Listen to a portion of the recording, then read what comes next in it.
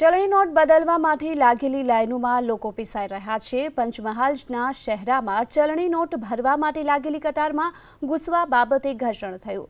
રોષે ભરાયેલા લોકોમાં ધક્કામુક્કી સર્જાતા પોલીસે લાઠીચાર્જ કરવાની પણ ફરજ પડી। 500 અને 1000ની જૂની ચલણી નોટ બંધ થતાં નવી ચલણી નોટ મેળવવા માટે લોકોની અધીરાઈ એ હદ સુધી છે કે લોકોને સંભાળવા માટે પોલીસને પણ મુશ્કેલ બને છે। જો કે બીજી તરફ બેંકોના અણઘડ વહીવટના કારણે પણ લોકોમાં રોષ છે।